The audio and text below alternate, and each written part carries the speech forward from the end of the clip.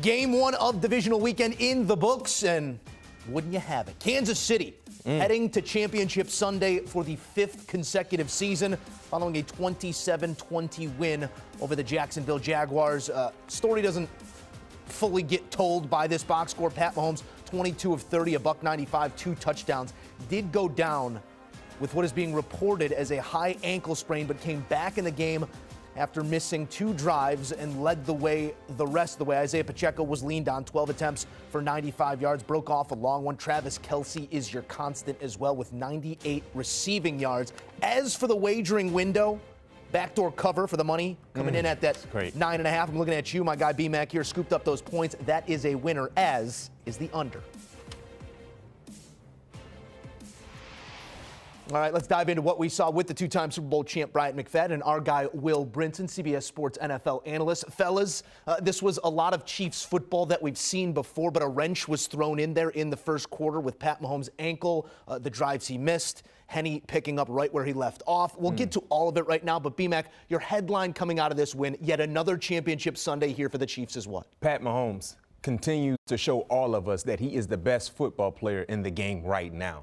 I mean, an unbelievable game for a guy that was hobbled for the majority of this ball game on a bad ankle, yet and still sat out, watched from the sideline, went into the locker room, did whatever he needed to do to go out with his guys and lead this team to a huge victory against a real good team, by the way. I mean, the Jacksonville Jaguars, they're no slouch at all, especially you talk about in a playoff-like setting.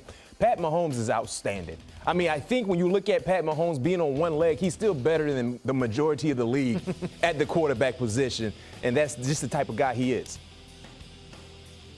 Yeah, I mean, it's crazy, too, by the way, that Chad, by the way, what's up, B-Mac? How you doing? How you doing, Fun game.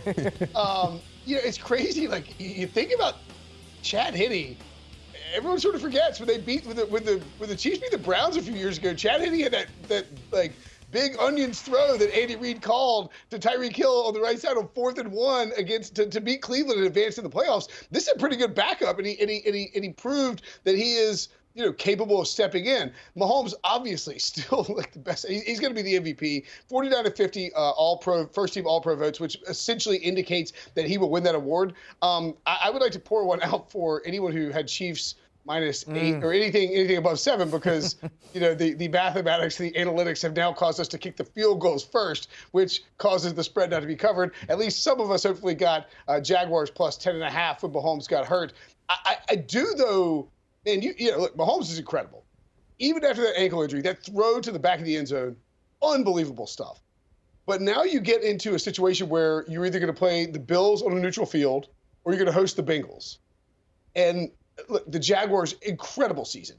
Like, won the division. Doug Peterson took them from the only team in NFL history to have the first overall pick and then win a playoff game the following year. Great job by Doug Peterson. Great job by Trevor Lawrence. Great job by the entire organization. This is a step up in competition next week. And they have to deal with the Bengals, they have to deal with the Bills. And I think that Mahomes injury, you know, might linger a little bit. And I think that's kind of a big story coming out of this. It no doubt is, and it's one we will talk about ad nauseum over this next week. But in this moment, Mahomes does whatever he needs to do to get back on that football field and win this game for his team. B-Mac, I know you were very interested in the play calling, the way it would shift. We did see maybe a little bit more lean on the run game, and your guy Isaiah Pacheco coming up with a couple big plays. Will's already getting there, and I know it's where we're going to be moving forward to whatever the matchup is. How big of a part is Pacheco going to play in those moments and in the final, let's say, 30 of this one? A huge part, because we know how good the Kansas City Chiefs can be when they're throwing the football. But think about if they have this type of running game to add to what they do offensively. They will be unstoppable. Isaiah Pacheco just was able to put the team on his back, to say the least, when Pat Mahomes was out with that ankle ailment. I mean, over 90 yards. He averaged almost 8 yards per carry. And he's an undersized back, but when he runs with the football, he runs like a big guy. He's trying to deliver the blow. That long run that he had, he just showcased outstanding speed. And he was able to give them the added production they needed, too, with their backup quarterback in the lineup in Chad Henne. And outside of that, think about that 98 play yard drive we were able to see orchestrated by Chad Henne. And Will, you talked about what he did a few years ago against Cleveland. He basically did the same thing in tonight's matchup with that 98-yard touchdown drive that was huge when you look at the final score. By the numbers, B-Mac, the output in terms of the rushing game, just about on season average, 115 for the season, 144, I believe it was, in this game, identical to the number by the Jags. So maybe a little bit more lean to the run here, Will, but big picture, it speaks to the malleability of this offense and just how many different ways they can beat you. I mean, speak to the standard that they've set, no matter who the quarterback is, no matter who the running back is, no matter if wide receiver one is playing somewhere in Miami, they continue to produce. I would like to speak to the fact that last year, Andy Reid leaned on playoff Jerick McKinnon and dominated. And this year, everyone played him in DFS, and he kind of hosed us with it by running Pacheco out there and pounded him in there. But I'm annoyed by that because I have a bunch of Jerick McKinnon in my lineups. However, it is interesting that you see Patrick Mahomes get hurt. Chad Henne has to step in. I've never seen a running back move his legs so aggressively than Isaiah Pacheco. This guy he's like a character out of Looney Tunes or something, right? Like he's like Taz. He's like Taz, right? Some Sonic these things vibes. are churning. Yeah, he's like Sonic. These things are churning like crazy. And you see him, he's so violent with his lower body. It's a very impressive running style. And I think it's an interesting comparison and maybe even a compliment to what Jerick McKinnon does. Because McKinnon, by the way, don't sleep with the fact that block that McKinnon laid. Oh my Lord! Like B-Mac, I know you know. That's when you see that in the film room later in the week, and people are talking about that for 3 days.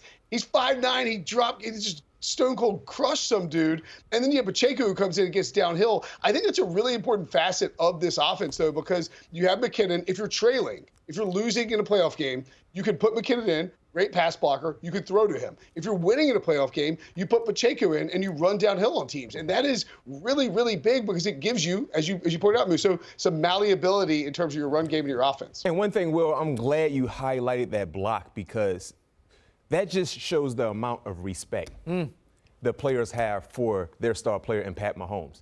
Jerick McKinnon knew he had to deliver a significant blow to keep the pressure away from his ailing quarterback. And then when you factor in and seeing how this team came together without Pat Mahomes, they really showed me they're a complete team because they've been so Pat Mahomes dependent. No surprise because he is that type of player. But with Pat Mahomes outside of the lineup, not in the lineup, we didn't see one drop of production on both sides. And let's highlight the defense. Look at what they were able to do when their backup quarterback was in the game. They did not drop a beat of production. So this was an outstanding, total, complete team effort that was needed to be able to advance. For the Kansas City Chiefs, man, the only thing that can slow them down if Pat Mahomes is not healthy. And that will be something that we keep our eye on throughout the week. You could be as multiple as you want. You better have something to hang your hat on. And the Chiefs, they know they can hang it on 87. Travis Kelce breaking his own postseason record for receptions in a postseason game. And with those 14, he's now second to only Jerry Rice in terms of career postseason receptions. Will Brinson here, a moment for the big fella, sitting down in zones. I mean, we talked about a pregame, B-Mac. This was going to be the thing they had to take away to win, and they simply could not. Will, what did you see in Kelce's production as he just sat down in between those zones all night long? Yeah, and I think it's, one of the things that's really interesting is, we didn't know if Mahomes was going to come back after halftime. I was under the impression, I actually made a bet with my buddy Justin that Mahomes would be out for the game as long as they were winning, and that Andy Reid would just play it safe. But when Henne came in, the thing about this offense, and we can talk about Tyreek Hill all we want. Tyreek Hill is an incredible football player, an incredible wide receiver, a massive deep threat. When he's open, when he gets open, like running across the field, he can take anything to the house. But Travis Kelce is a different animal because he is a reliable target across the middle on third downs. Anytime you need him, you can throw to him, and it doesn't matter who your quarterback is. That's the key for this offense for the Chiefs. If Patrick Mahomes has to miss time, they can go to Chad Henne and they can work the zones with Travis Kelce. He did like the reality dating show or whatever, and he's like, by the way, their podcast, Travis and Jason Kelce, fantastic. It's fantastic. He's like a goofy dude and kind of like flaky, but he is a really, really intelligent football player and knows how to read these zones, knows where to set up, knows where to squat, knows where to be for his quarterback to pick up that incredibly important third down. And I mean, I'm not trying to dog Tyreek Hill. I'm just saying that I think Travis Kelce makes this offense go more than Tyreek does. Sweet spot, Travis Kelce. That's it. Yep. Because he knows how to find the sweet spot.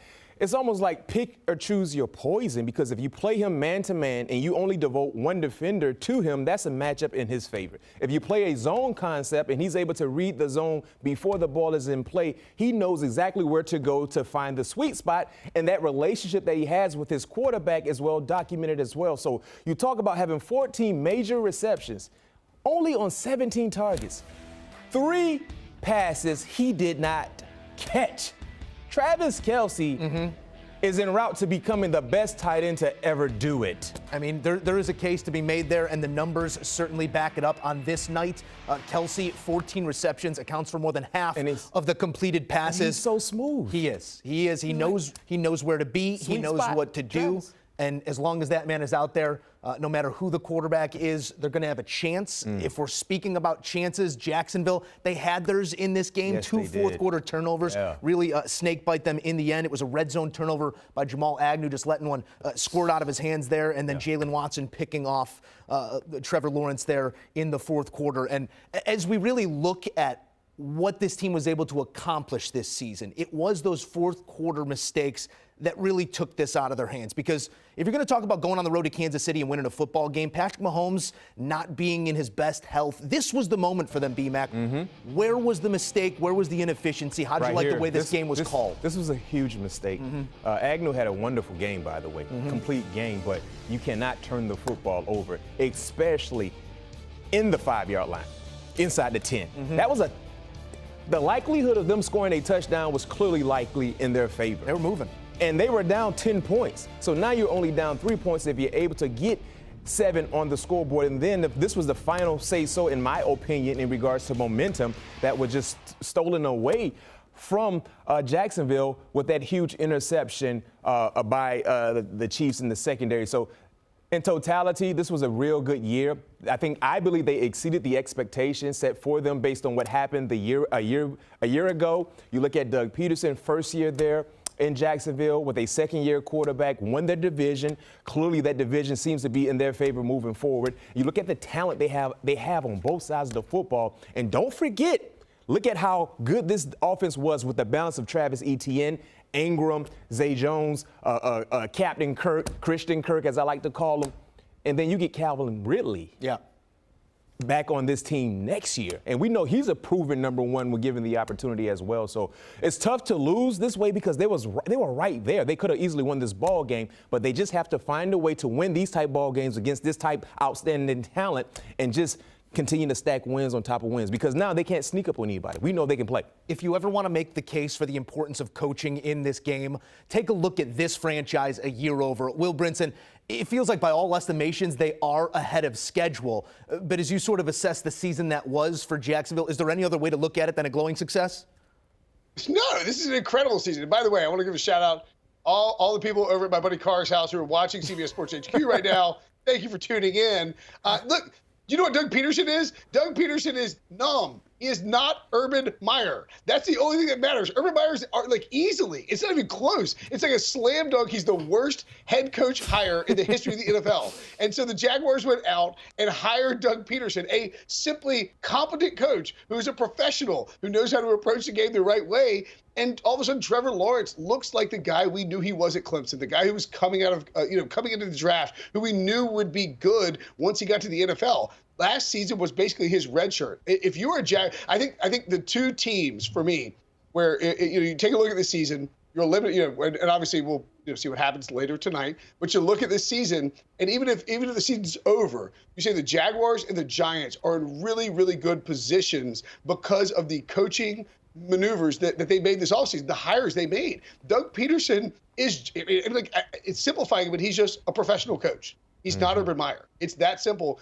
And the Jaguars look like they're headed in the right direction for the first time, over a long period of time, for the first time since Tom Coughlin was there. Do you want a sports network that delivers everything that matters about the game? The highlights, the picks, the instant analysis, no yelling, no fake debates, no politics.